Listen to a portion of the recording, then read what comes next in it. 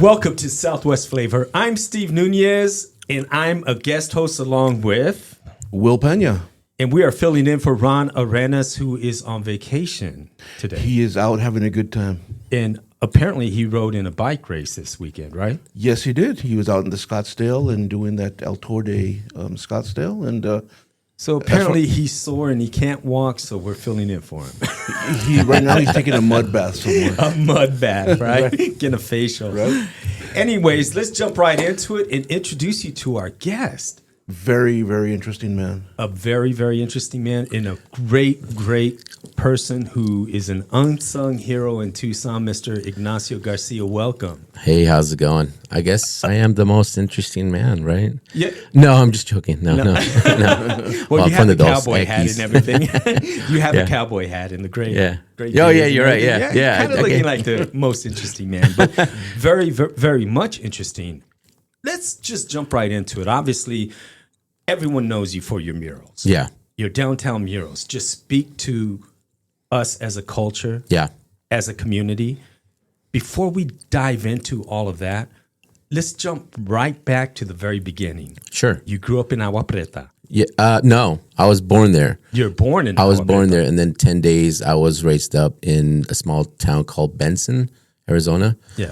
So all my upbringing was there growing up, and then high school went to Phoenix there, and then from there ended up going to LA for many years. How old were you when you realized I want to be an artist? And what really inspired you to develop a format? I think I was maybe in second, third grade. I think second grade. People were noticing, like, I just kept constantly drawing. People just noticed it, and I think that just kind of continued. And then I just kind of went through that, and something I just couldn't stop. I think even till now, something that is just kind of conditioned in my head that I cannot let go. It's my world, honestly. Yeah. So you built a philosophy right away on what you wanted your art to be? I think what people you saw, what they believed in me, and I believed that. But for the most part, I think they just saw that I just couldn't stop. It was just every single day, anything that was involved with creativity, that was my world. That's the world that I kind of was, that I knew. Did images just come to you, or was it what you saw that you just began to draw? It's every day you kind of analyze the world around you, and you kind of want to mimic that, and then be inspired by other artists when you see books, and like the Mona Lisa, for example. Yeah. I remember I wanted to do the phony Lisa. So it was just something like, I thought it was funny, So things like that, it was just kind of, kind of mimicking other masters, because you kind of wanted to study their work. And as a young age, since I was in middle school, just wanted to do that. You couldn't afford anything, being Mexican and poor, and trying to survive, and in a world that is kind of hard. So you try to make something that you want, and you can't have, and that cannot even travel to go look at it. So I kind of made it my own, and that's kind of how it all developed in ideas that, well, if I can't go there, if I can't have it, maybe I could just kind of capture it on my own and create something similar to that I can have and treasure that, because you value the art of some other artists and iconic, people. So you traveled through your imagination and then Absolutely. recreated that. Yeah. I think I just wanted it. Yeah. You know what I mean? Might as well, if you can't get it, might as well just create it. And who did you look up to? Who did you admire? Who inspired you as far as a painter that you really would look at their paintings and it's like, oh man, yeah, I want to do this. This is what I want to do. Definitely the old masters at first, but when fantasy art came in, and that was that age appropriate, teenager, so you can, collect cards, and, Frank Frazetta, Boris Vallejo, a lot of the iconic fantasy art that has been, big, huge impact in comics and fantasy art. So with that, it's to me, I really valued that. But that's how I started, because there's a little bit of tradition, classical, and again, fantasy. So when you're a kid, your imagination is always kind of thinking, being creative, and that kind of hit all the elements to that, especially for a teenager. In fact, I still have the books. Yeah. Nice. Yeah. So at what point did culture come into play? Because all of your murals today speak to your culture. It took me a while. I mean, for being Hispanic, Latino, all these elements, I just, you can't find your identity. So just recently, just kind of finally accepted it, and literally just was aiming for that. But the little elements here throughout my life, trying to represent the culture. But I mean, finally, I can finally consider myself as Sonorense. That's an actual, it's not Latino, it's not Hispanic, it's not Chicano. So in fact, it's like, it's the same thing as American. It's like, I don't know, who am I? So I finally realized it's like I'm Sonorense. So that actually is more American, Mexican, and all the little elements. It's kind of like what represents Tucson. And you know what I mean? And the connection is the cousin of Nogales, you know what I mean? So you have, so it's family. And that's the only thing that I felt like, okay, that's my identity now. And I feel honored to have that on my shoulders. Big weight of taking it off your shoulders. Yeah. How was that struggle, though, in the transition? When you did not find your identity and you're looking for it, and then you found it, kind of like an aha moment. It's still new because, the aha moment actually was because of the rodeo when I was painting the big mural. rodeo. Just recently. Yeah. I've always been doing the Sonoran look to it. I just couldn't figure out what is it? Why am I so driven to this culture for years? But I couldn't find the identity that I can actually be as myself as an artist within. And because of doing the rodeos, it brought back those memories of my childhood, of the ranchero life with my grandparents, my identity, my culture. And I'm like, this is it. I think this is the beginning of the Ignacio. The new Ignacio. The real Ignacio. Yeah. So when you were painting that, the rodeo, because we've all seen the big rodeo picture, the tribute to Fiesta de los Vaqueros, 100th anniversary, downtown. The three cowboys. Why did you choose the three cowboys the way you did and position them the way you did? Native American, and Mexican.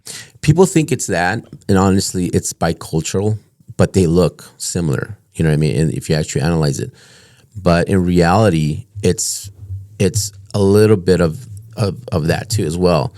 But but the true reality, it really reflects the core of the people here. And so for me, it's like it's what I was used to seeing, the people, the faces. This is the faces that I see in the Sonoran culture, and that was, how can I reflect that? And from my upbringing, these are the people that I've seen growing up. It doesn't matter. I don't like talking about the race. I like talking about the mixed race, the unity of the race. Because in reality, we're all here to help each other out. That's how I was raised up, to kind of understand. It's like, okay, we don't kind of analyze a person for their race. We actually being raised up in a multicultural community, we analyze each other for our actions. But in reality, we're here to kind of uplift each other and kind of use each other for support.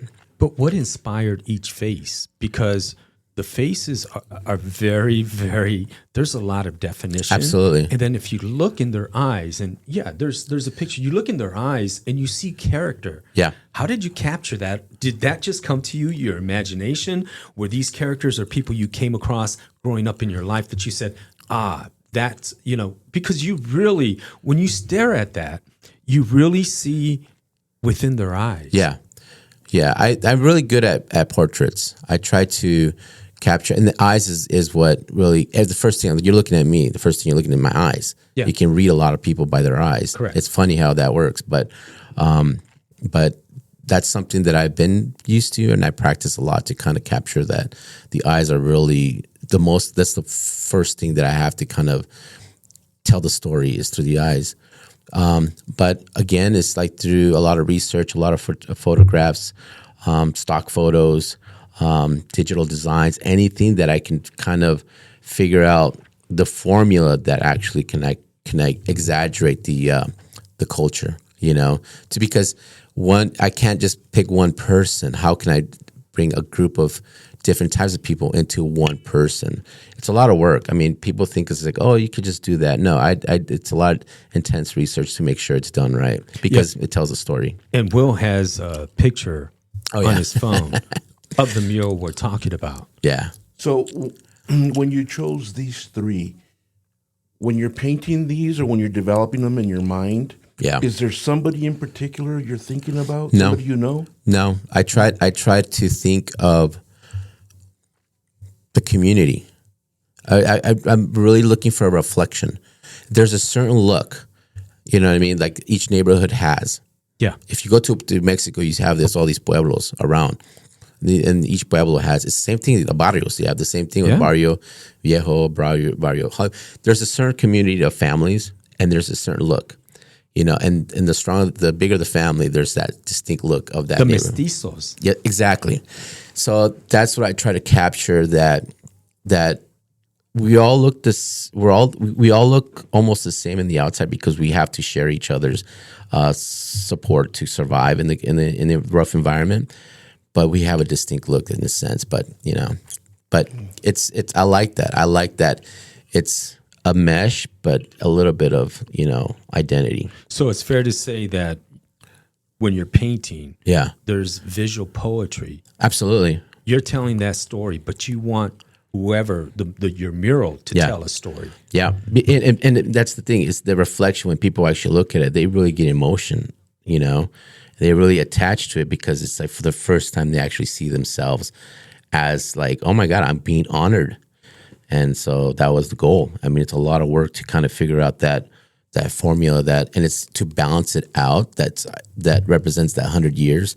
It's a lot of work. I mean, we had to go through a lot of different types of renderings. When I first saw that mural, I really stopped in my tracks. I was driving. I was ready to go underneath the 6th Avenue underpass. Yeah. And I was like, whoa, representation is the first word that came to my mind. Perfect. Representation. Because I saw the Native American, I saw the American, and I saw the Mexican American. And I was like, man, that is what Fiesta de los Vaqueros is. Exactly. Yeah. Because you got because I used to go hang out at Pasco Yaqui.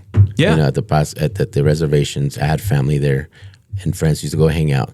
So you can see the distinctive look and the culture that goes behind that.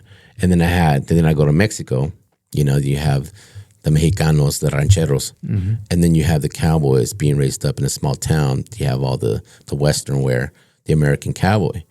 But it's all here. This is something that I was so used to seeing that. So why not? This is what the Sonoran Desert is all, it embraces people. And that's what I've always wanted to capture that, But those are the main I guess what we see for the most part. So when you take a step back and you look at that mural, do you say unity? Absolutely. It's community. Yeah, it's survival. It's definitely community. It's unity. It's you have no choice but to unite. It's in a sense of like, how can we kind of uplift each other, And when you get used to that, they become family. In the end, it doesn't matter who you are. If you were raised up in that community, we all become family. How do you achieve that, though? Let's just say before you even get started. Yeah. Are you thinking about that already, or as you're painting and building your mural out and going down and filling in the pixels, so to speak? Yeah. Does that become cognizant and become your motivation, or was your motivation already predefined to say, this is my achievement, and therefore now I know how I want to paint their faces, their expressions, their eyes? I have to give a lot of credit to the rodeo for them to give me 100% free, like, creativity. Really quick though, Yeah. do you get that all the time? No, not all the time.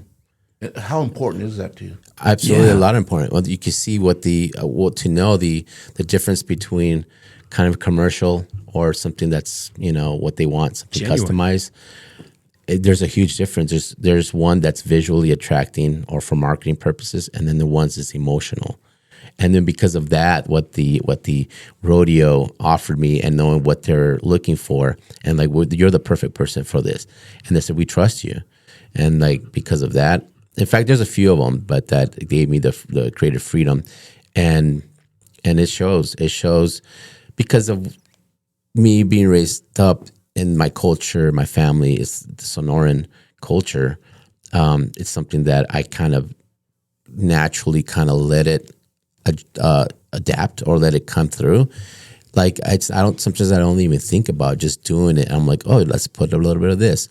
I was actually going to put some chiltepenis on the mural, but I'm like, I don't know, no one's going to see it, but maybe in the future. But, Do you think that freedom though is what inspired your aha moment for you to actually be comfortable in your skin for once? Absolutely. To say, man, I because can paint whatever the hell I want. Sort of. I mean, I think, or your philosophy. The philosophy. Absolutely. I think it's because we're as Latinos or Hispanics or we're categorized already. So Correct. you know what I mean? So you're already conditioned that way, even the opposite way too. People are conditioned that way too. But now I'm like, I'm just like, I'm just going to just do it, and I feel comfortable about it now for the first time in a long time that, I've actually did another collection before 15 years ago. For the first time I felt comfortable doing it, but those collections got stolen. So that's another story. But to know like this, for the once I could actually feel like I have a voice now and a voice for others. Spiritual reawakening, so to speak.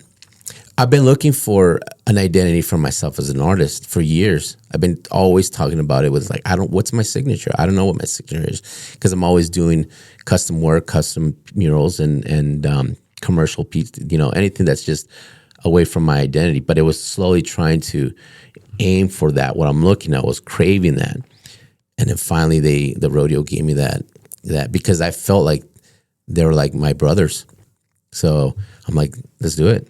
Was there ever a time where you thought to yourself, you know what, this is my identity?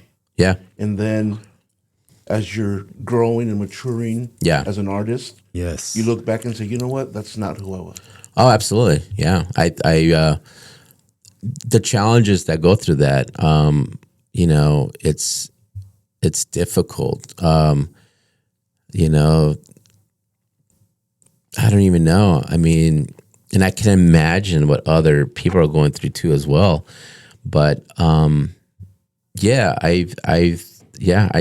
through that, But I think right now, after the rodeo mural, I think finally I broke through, because it finally gave me the voice, and now people are seeing the quality of the richness of that, and people are actually respecting that and what I can do. So now I feel like honored to feel appreciated of where I'm from, where my family's from. So what do we see next? Well, I did the one that Johnny Gibson's, those the street art. So that's the direction I'm actually going for. As is like a street kind of abstract and faces, environment, plants, animals, insects, whatever, anything that's Sonoran, that has that street edge to it. Because I mean, I've traveled, I've lived in LA. That's that part of my part of me too. I don't want to abandon it either. So I'm putting all that into one little, No, are these familiar faces or just faces you're picking? The same thing. The same off thing. Your image. Same thing. Just trying to make sure that I try not to pick an actual person. I try to have that one person that identifies many of those people. It's hard because when you single the issue that I've always had doing public art if you single one thing, it becomes kind of isolated or like becomes a focal point, and that kind of it doesn't give room for it to narrows the imagination. It does. Or the conversation. Correct. So, and I try to minimize it as much as possible so that it's easy for the eye, easy for the people to relate to, because people have different personalities and points of view.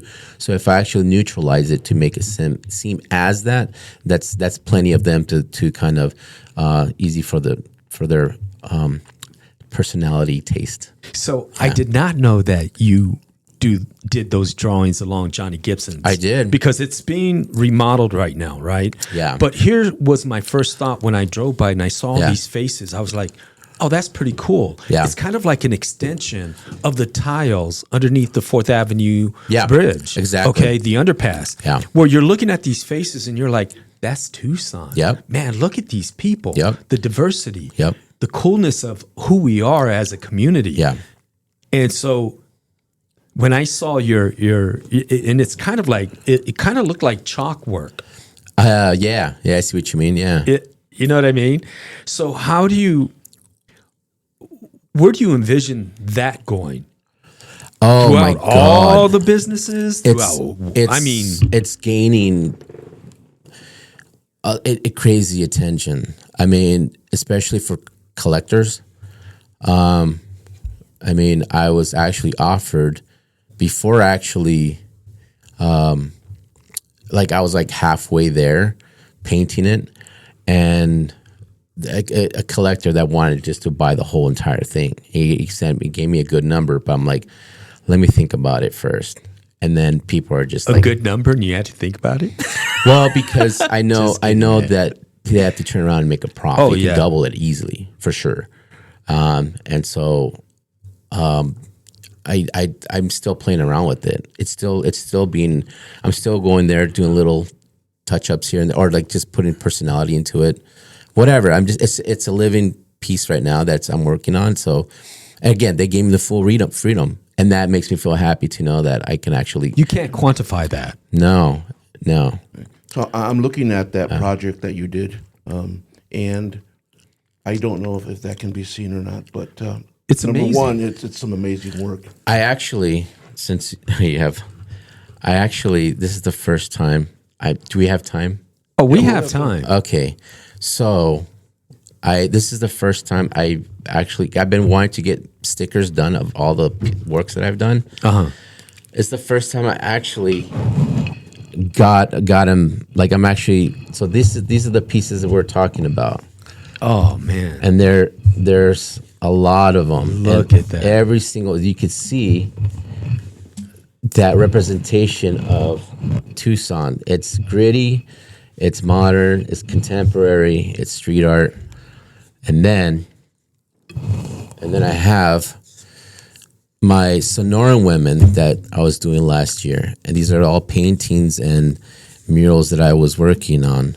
By the way, I love the Sonoran women. Yes. I think the character and the sassiness that you put in them speaks so many volumes to our culture. Absolutely. And that's the thing is that I want to, these are my the women that I've and it took a long time, sorry, but take your time. We have time, man. This is amazing stuff that you're sharing. There's 25 pieces. But you can see this was me to kind of represent when I think of people think it's like these are empowered women, they're strong women. I always think when I think the word Sonora, this is what I think is Sonora is a woman. I don't know what it is. I always felt like Sonora is a woman. And when I think the word Sonora, this is what I think. Very spirituality wise, do you think it's because the Virgen de Guadalupe is so prominent in our culture? And we always gravitate to women. Yeah, we respect our mom, women. Our Absolutely. nanas. Yeah. You think that has something to do with it? I think you're right. Women are, I mean, the guys go out there and work. They do all the hard work, and women have to, be a strong mother and, maintain the home. And it's an equal way of balancing out a home, in the community.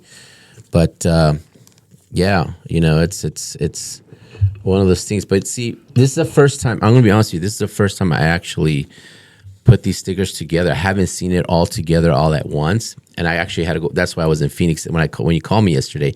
I'm like, oh shoot, I have to be there today. I was like, no, it's tomorrow. I'm like, okay, because I have to be in Phoenix to pick up these stickers.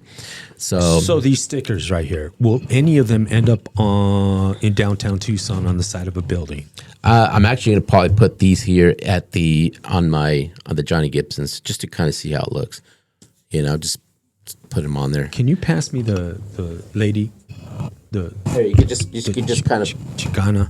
go around. And do you remember when I met you? Okay, so you were painting. Okay. You were painting one of your first murals in Tucson several years ago. You're painting on the side wall on 4th Avenue at the Foam and Fabric. This one. Yes.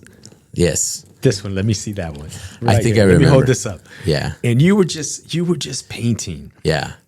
And I went up to you and I just started filming with my phone. Really? Okay. Yeah. And I asked you, I was like, wow, this is a beautiful woman, a beautiful girl. I mean, look at this. Yeah. And I said, is that your girlfriend? I said, are you painting your girlfriend? And you started laughing just like that. And you go, maybe. And I was like, oh, that's his girlfriend, man. That's nice tribute. She better say yes, right? I know, right?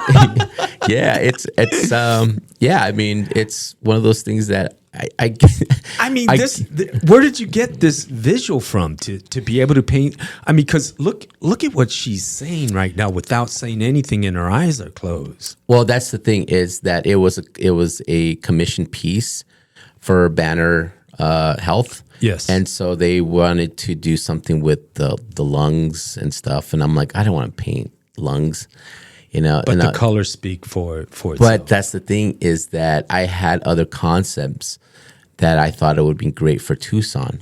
Mm-hmm. But because this guy was not from Tucson, he was managing the artist, and like, okay, so and they're like, this is not what we're looking for. I'm like, okay, well then, I was like, well, here, if this is what you want me to paint, the concepts, I made a little checklist. Okay, so this is smaller checklist that I kind of figured out. Literally, it took me like 10 minutes to kind of, with the concept, to kind of throw something out there. Threw it out there because I lived in LA. This guy's from California, so I understand that kind of, that look, what they're looking for. I'm like, okay, is this what you're looking for? And I'm like, perfect, you're hired. So literally, it's one of those things that it just kind of came out of, like in 10 minutes, I kind of put it together. Wow. Yeah. And so, it hit all the marks, the check marks that they were looking for. But again, it's not nothing, but people love it. People go crazy over that one. And you know what I'm pissed off about? Really quick. Wait, Will. Here's what I'm pissed off about. It was painted over, man. It was painted over, yeah. Outside the Foam and Fabric. It was painted over with a map. Yeah. And no one notified me. And I was just driving. I'm like, like, when did this happen? Because this is a gorgeous painting, mural, that we should celebrate the diversity on, especially on 4th Avenue. Absolutely. Yeah, exactly. Seriously. That's very true. That's 100% true. But I don't take it personal. It happened. But we'll do more. Absolutely. I'll do more once I get some more time, hopefully during the fall and winter. That way the weather's nice, and because the sun's going to be right behind me. Yeah. But I'm not. I mean, it happens, I can't take it personal. So you must have broke up with her. Probably, yeah. So looking at these, all these awesome pictures that you brought there, they're Thank absolutely you. stunning. Yeah. This one particular caught my eye. And I don't know if that can be seen or not right there, but that is amazing. Yes, you can see it. Go ahead. Yes. Tell me what this says. Tell me what this says to you as the artist. Well, this is part of history. From me working on the renderings of the vaqueros, they were asking me, like, well, you need to have a female, cowgirl. And then we have a African American cowboy. and then gender neutral cowboy. I'm like, it's not kind of telling the rodeo. So we had to fight for that. But I was like, I got your back. I mean, it's not like this has to be the last of the murals or whatever. Correct. But because of listening to them and valuing the what they're talking about and the history with the Buffalo Soldiers, I'm like, there's plenty of rooms and there's plenty of walls, and I'm like, okay, let's try it out, and this is what I felt like what was most authentic that I felt like, and then even looking at the pictures, doing a little bit of research. Hold that up so people can see it. I don't know. You can see it. Okay. And I want it to be like authentic look, like a natural element of what you would see if I went back in time. This is something that I want to, and I think it's pretty badass. You nailed it, bro. You nailed it. And to be honest with you, it's such a big part of our culture. People forget that the Buffalo Soldiers were in Nogales. Yeah. And we're a big part of our history. Yeah. All the way to Sierra Vista. Yes. And all Cochise County. Yeah.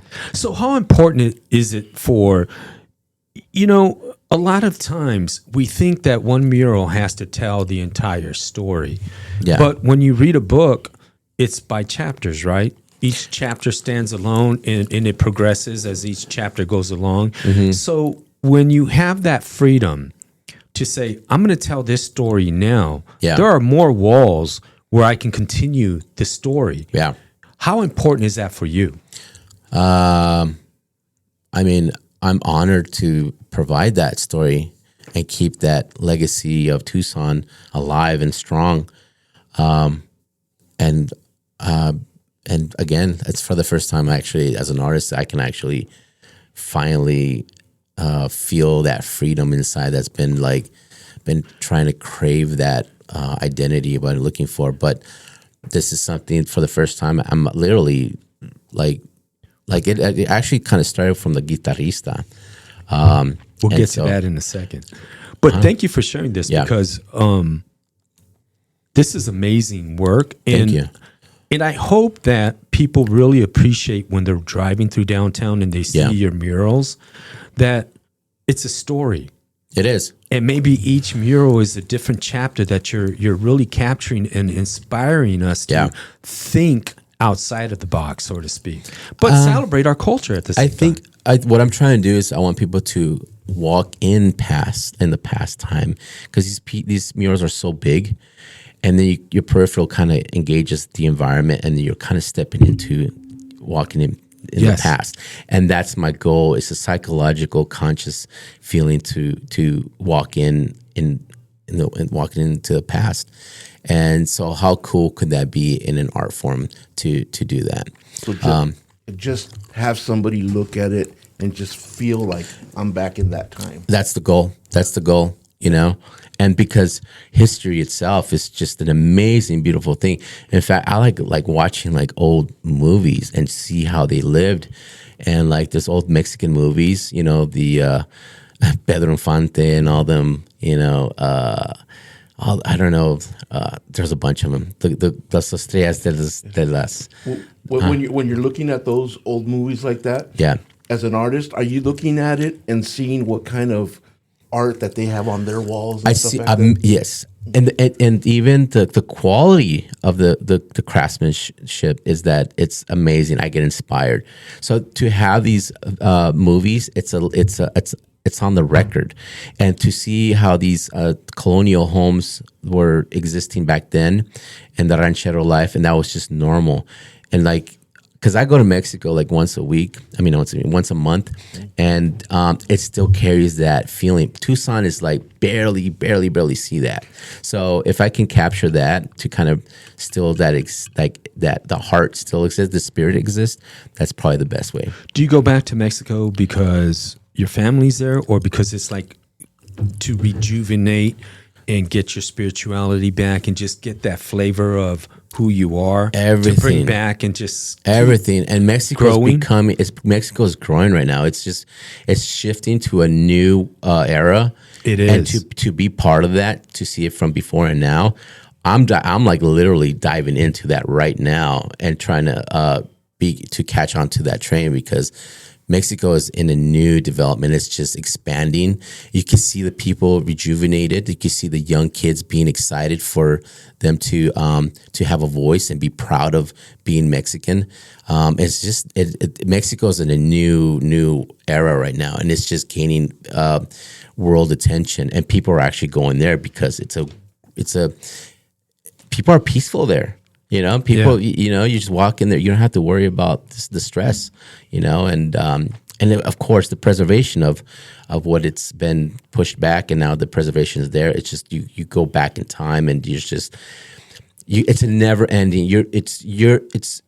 I get excited to go in there just to talk about it, and then bring in some of my friends, and they're just like, I want to go back, and it's yeah. So yeah, it's amazing. Yeah. And once again, I just want to say thank you all for listening to Southwest Flavor. I'm Steve Nuñez, and I'm Will Peña, and we're co-hosting for Ron Arenas, who's off today. But we have the amazing muralist, artist, Tucsonan, Ignacio Garcia. You've seen his artwork all over downtown. What's next? A new collection. Now from I'm calling it Border Walls. So when I go to Mexico, anyone that goes to Mexico, I'm sure many people from here to Tucson been to Mexico, especially like Rocky Point, whatever. Yeah. But anyway, so you see these old adobe homes or old homes, but you see these layers and layers of paint that's been chipping. So to imagine what these stores have told, these walls have told, and how people walk by, dogs and family, it just analyzing that, that experience. I want to capture each wall and make that to a painting. So from Tijuana all the way to Laredo, Texas, I'm going to go to all the borders and kind of capture these walls. That's it. Because I paint walls. I paint murals. And walls is something that I'm already familiar with, to know how to study the wall, to know what works best in a mural. So I'm like, this is a great way to kind of represent the border. Now, are you going to paint the walls there in those locations? Or bring them back to I'm Tucson? Taking pictures of it. And I want to mimic it as much as possible, as if it was I'm bringing these walls. So imagine all these walls from all around the border in one space. How do you tell that story? It's up to you. That's the thing is, I think the story will speak for itself once the whole collection is there. And these are going to be large paintings. But how do you capture it visually and then leave it up for interpretation that people actually get what you're trying to tell them? To give that mural a voice, just like the wall gave a voice, how do you give that mural a voice? And that's the thing. It's contemporary piece for sure. And like the thing, people know me as traditional and murals, and then a little bit of street art. And now I'm going to another genre, which is contemporary.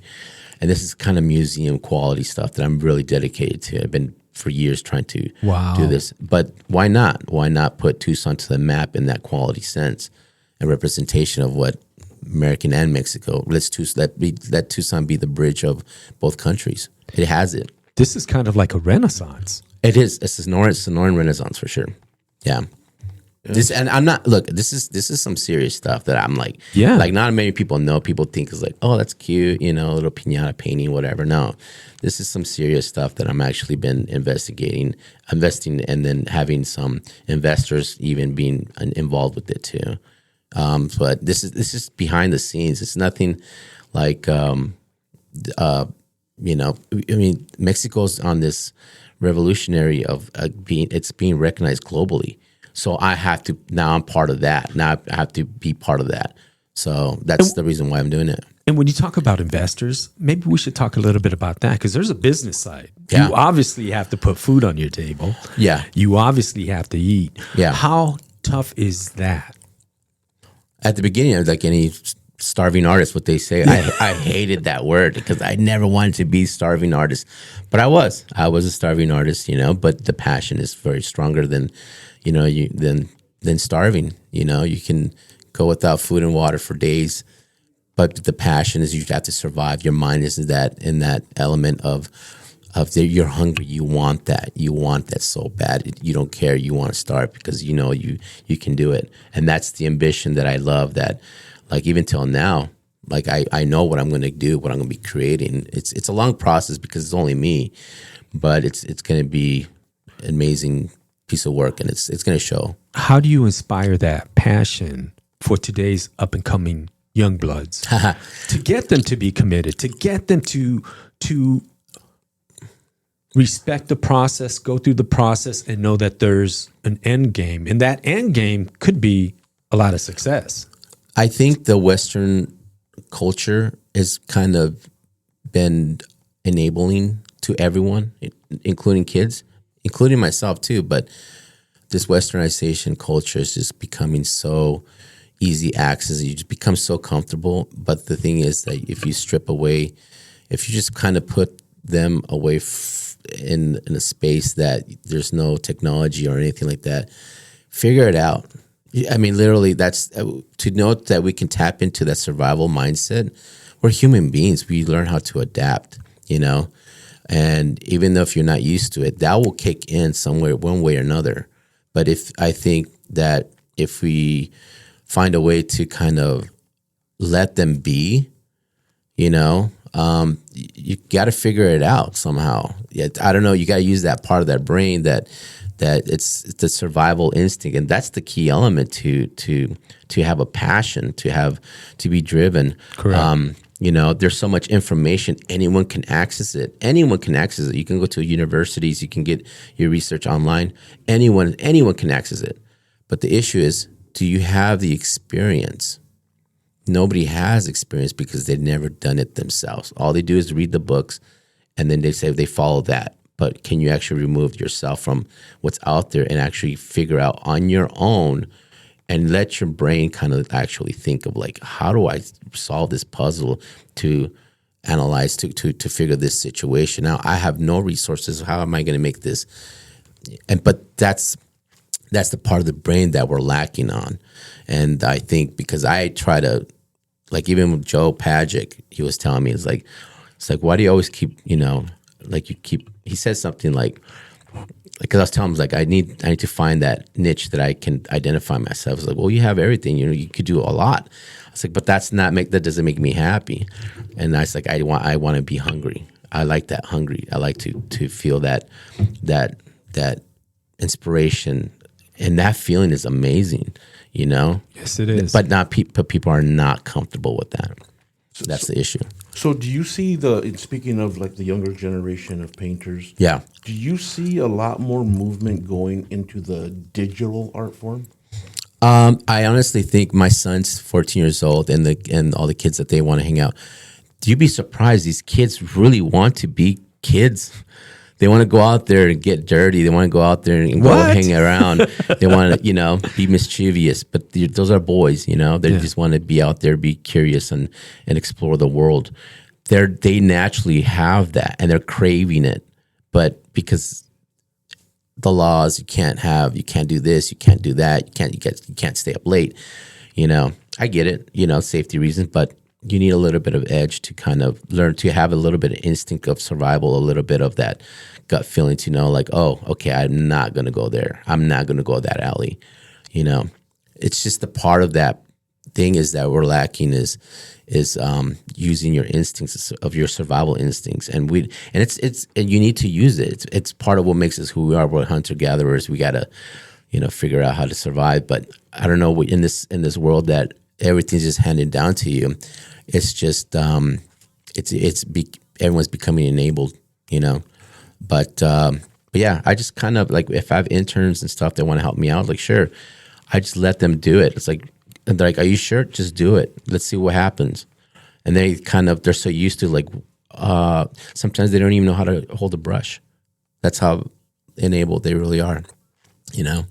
But it's not. I can't blame them. You know, it's not their fault. But they're curious. At least it's a starting point to kind of know whether they want to move forward on it.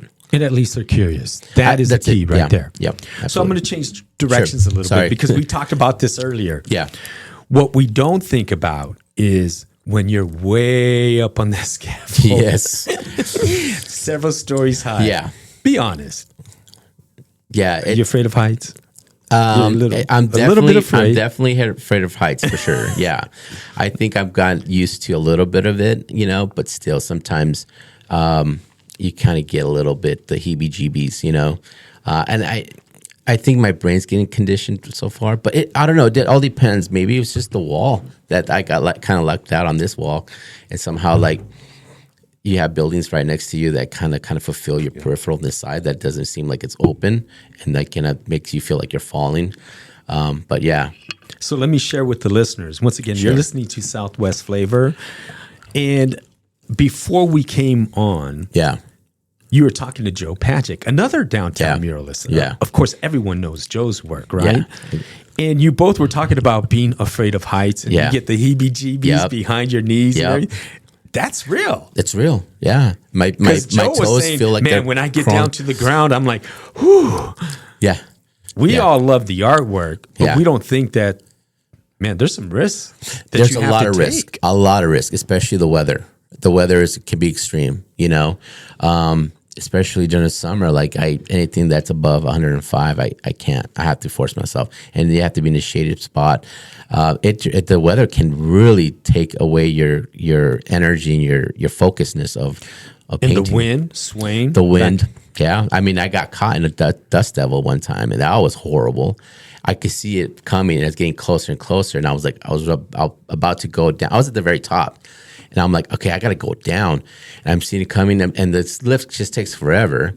So I'm just like, you know what? So I literally anchored myself against the wall, and I hit the wall deliberately on purpose. Wow. So I can anchor myself. And sure enough, it came. I mean, I remember I had like a rock went in my eye, and it was like I had a red eye for like a couple of days. It was very, very, very sore. But that's how fast, that's how big that dust devil was.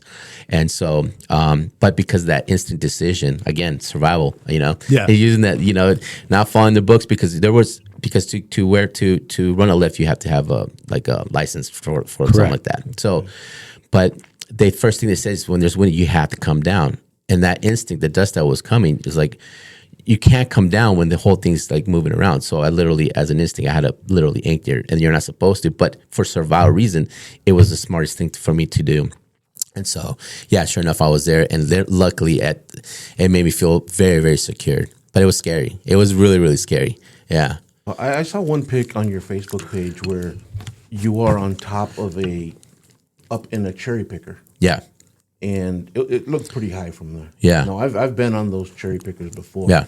And when it gets windy, those things really move. Oh, it's bad. How does that affect you when you're if it gets too windy, you're on a cherry picker, do you just have to stop? Yeah, absolutely. Yeah, I mean, it's certain wind speed, you can't, but again, it just might kick up immediately, and there's a certain time frame around 1 o'clock. Here comes the wind, so then I'm just like, okay, I usually take my break. But then again, it just might happen unexpected, especially here in the Tucson weather. So always unexpected. But yes, so when it gets when it starts moving, imagine like being motion sickness or having, and then and they'll start swaying constantly. And if you get to that point, like, it's just like, okay, it's not, you get used to it, but even it's a little bit lower and you're safe, and then it starts swaying just a bit. And then you're there for like 4 or 5 hours nonstop, and you get down, you get sea legs. So like you're walking and you stop, and you're just like emotionally already there with sea legs. So as it sways so much where you're painting a certain area, and all of a sudden you're way over here, and you can't paint, and then you come back, and you're like, yep. Really? Yep. That much, huh? It depends because if you're in a certain angle, it's definitely, it can happen like that, but not often. Yeah, but it definitely, if you're in a certain section that the lift can only take you so much, and start swaying, you have to go back and come back down, go back, and then hello, and then come back over here, so yeah. So with Tucson's 9 months of perfect weather, what's your it's favorite? Not. It's not. It's hot. It's hot. Yeah. Well, you only got 3 months. There's 3 months. 3 months of good weather. But for us, man, 105 well, degrees is I'll tell you, perfect. it's like I tell everybody else. It's like 68 degrees in my office. Yeah. So it's always perfect weather for us, right? Yeah. But I guess you out there, I mean, that really affects you, the temperature, again, the wind, anything like that on there. Yeah. But so what's your favorite time of the year? What's good for you? The winter time is always best, even if it's cold. Mm-hmm. It's always good, because there's 1 month of the fall and 1 month of the spring. That's probably the only time that it's the best time. But this year, since it's been a hot winter, it was good weather for me, and I actually lucked out because there's always weather conditions always set you back. So even though if you can paint a whole mural, like a massive mural in 2 weeks, nonstop, perfect weather, nonstop, but because of the weathers and setbacks, if you get sick and whatever, it actually sets you back another 2 weeks. So, mechanical issues. I have constant mechanical issues, so that's annoying too. Oh my God! But that's just how it is. Yeah. So let me go back to when I met you when you were painting this mural on 4th Avenue. Yeah. When I approached you, you had earbuds on. Yes. What music do you listen to when you're painting? So this is a thing now that I've never shared this to anybody, but now I can now. So, for example, when I was painting this mural is from the Guadalajara Grill, the one on Prince. I don't know if you've seen this massive mural inside the restaurant. It's massive. So when I was painting this, I was listening to like ranchera music, anything that's classical Mexican music. And one of my things, what makes my creativity really exaggerate, is listening to music to that era. So ranchera music. Ranchera, like for the cowboy, I was listening to like old honky tonk music and down to ranchera Johnny Cash music, or what? JC, and then so and even to spaghetti westerns, like the good and the bad and the ugly, the soundtrack of that to put you in that ambiance. And it literally transforms me that I'm in that space and you become that. So it's one of the little key things that I like to do. And now I'm okay to share it. It's just that it's kind of nice to kind of, if you want to exaggerate your creativity, listen to music that you're kind of, with that, I was probably listening to like dance music. Vicente Fernandez? No. I know, right? I think I was probably maybe listen to like EDM, you know what I mean? Because it was I need to do it in like a certain amount of time frame, and anything that's upbeat, it kind of gives me more. Does the music ever inspire the colors? Oh, absolutely. I mean, like I was listening to The Good and the Bad and the Ugly, the soundtrack. You can notice how is that vintage look to it for the example of the Vaqueros. Let me see that one real quick. So this looks like The Good and Bad and the Ugly. You have so that feel of that's because I was listening to a lot of spaghetti western soundtracks. Ever listen to rap music when you're painting? Yeah, sometimes I get a little break and I just rock. Yeah, hardcore AC/DC, and you're just like, oh, this is where I'm going to go with this. Oh yeah. Sometimes I get a little break and I want to listen to something different. I hear a car with this system that's playing some bass and stuff. I'm like, I'm gonna bring my Bluetooth speakers that has a nice bass, and especially when you're up there, it's very important to know people that you're up there. So I have the privilege to actually bump music and play it loud for that purpose, to kind of make sure people look up. That's one of the things that I realize that not many people don't look up, and they just go underneath the cherry picker, and then if I drop something, paint. In fact, I saw a drip coming down. I'm like, oh no, almost hit this lady in the nice little suit, And then, but it's always important for me to play loud music. That way, people can look up and walk around, because you can't. I'm painting, I'm focusing, so I can't be maintaining what's behind me. So these are all little tricks of the trade that you kind of develop as it goes. But yeah, that's one of the things. So where can I buy some of your work? So right now it's exclusively at the Tucson Gallery. It's the only place that you can actually purchase. Like right now, I'm going to give these stickers to them. Yeah. What about these? Can you buy these? There's posters there. Yeah, Okay. There's posters, and now finally I have the stickers, and then there'll be additional more of my private paintings that nobody got to see, but those are just something that's for private collectors that I want to kind of got permission to kind of put it out there, and they don't care, but like overall, want to kind of respect on what they have. So, are you able now to make a living full time as a muralist, as an artist, as someone who's painting every day, pretty much? Yeah. I'm blessed the last 10 years now that I'm like, I don't have to worry about, starving artist. But No more right top now it's ramen, just huh? What's Unless that? it's ramen birria. What's that? No more top ramen, right? Oh Unless yeah, it's ramen yeah, birria. yeah. I love ramen. By the way, put some there's corn chips or whatever. Yeah. I don't know. Yeah. Go I ahead. know Will. that way back in the day. We Yeah. find some amazing things to do with ramen, right? Oh yeah. Yeah, no, absolutely. And so, you have a website now? I do have a website. It's been up for a while, but I'm still maintaining. I'm still trying to update it a little bit more. It's just been a slow progress. People always been asking me about all these merchandise and stuff. I'm not into that. I'm just as an artist, I like to kind of stay focused on that. I'm not a business guy. I'm not a merchandise guy. That's just, I don't have the time for that at all. But slowly, I'm very trying to, put it out there. And especially myself, I'm very, very analytical of what I produce, So even if I have to go there at the printer to make sure the colors are right, I don't care if it'll take me all day. That's just me. I want stuff to look really nice. Of your murals downtown, which one have you stepped back, taken a look at, and said, dang it, I want to change it? All of them. All of them. All of them. Yeah. Really? Yeah, all of them. It's just I'm never satisfied. Yeah, it's one of those things that it's normal for artists. Is it just nitpicking, or is it very definitely nitpicking for sure? Yeah, very analytical. And there's things that you just have to kind of pull back. And you're like, but hopefully no one notices it. But trust me, as the artist, Yeah. you can't unsee that anymore, right? Yeah, there's a lot. In fact, I could probably tell you one thing that people are going to be like, "What?" I want to go and look at it. So there's a couple of things that the La Guitarrista, the mural from the Rialto. Yeah. I absolutely love that. She actually This has. is what I we're was talking trying about. to, yes, on the hand. I didn't have enough time because I had to take the scaffolding or the lift back. So I was trying to do what I can, and the hand I wanted to. So to make it look natural, you have to put in the veins and the muscles of the hand to kind of show like that look. But then you kind of start softening it over. That way it looks natural. But I didn't get the time to kind of finish that up. So she actually has a man hand. So if you actually look at it, that's one of those things that really bugs me. It's like, okay, but you can't tell. But she has like veins, you know what I mean?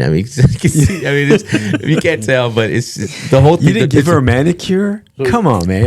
I don't know, man. Maybe she needed to shave her arms or something. But overall, it's like the dress is what's the focal point in the colors. So do you want to go back and put a glove on her or something?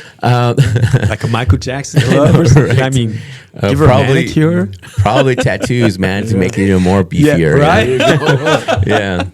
But I don't know. I mean, but again, those things that just are there, and you just gotta kind of step back and just kind of accept it. And if there's people who are gonna analyze it, that's fine. I mean, it is what it is. But there's a lot of things, even with the vaqueros. There's a lot of things that I wanted to finish it up, but I can't. Now, I'm not sure how much more time we have, but I do want to ask you one very important question. Sure. When you look back, when it's all said and done, what do you want your legacy to be defined as? Sonorense. That's it. Because that says a lot. Just that word says a lot.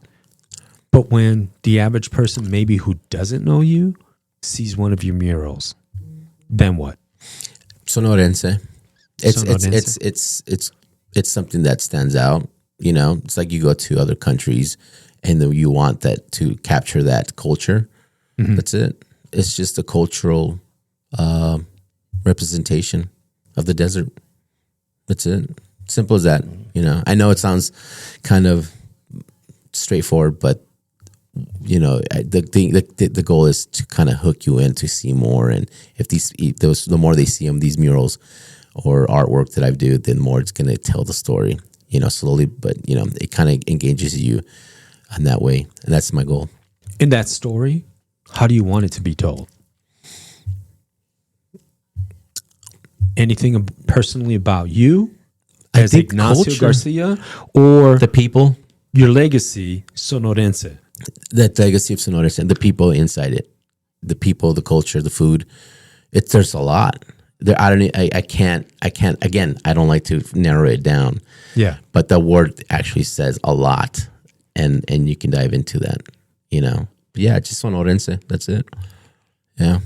All right. Speaking of Sonora. So I'm sorry. actually, I'm going to bring a little levity into this right now. Okay. What people really want to know, Ignacio, is do you think Steve Nuñez should burn the scarf? Should he burn that U of A scarf that he's been wearing every day without washing for the last 10 years? No, longer than that. 15, 20 I'm years? proud of that, yeah. That's my lucky Wildcat scarf. But by the way, Okay. if you really want to capture downtown Yeah. and Sonorense and Yeah. just the culture Yeah. and all, I think you should paint a picture of my scarf. Of your scarf?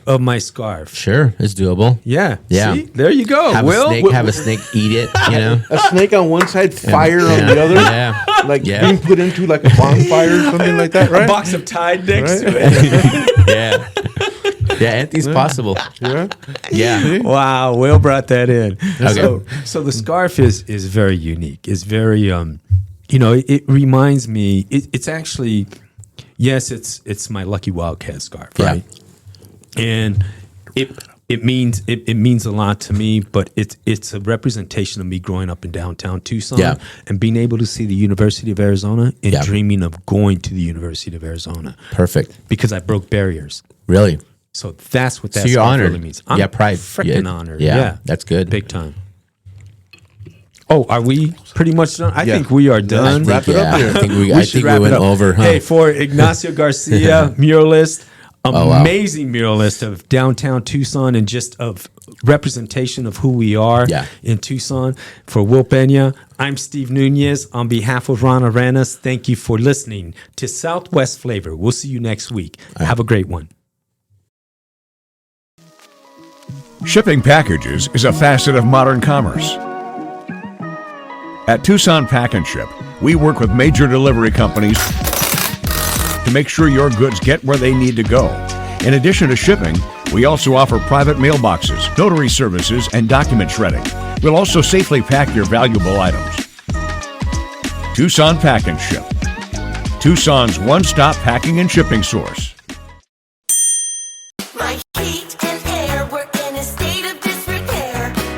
Spring is here and the hot summer temperatures are not far away. Your air conditioning system is one of the biggest expenses in your house. Maintaining your air conditioner is critical to keeping you cool all summer long. Protect your investment by calling Picturox Cooling, Heating and Plumbing at 520-492-0748 or picturoxcooling.com for fast, friendly, and professional service you deserve.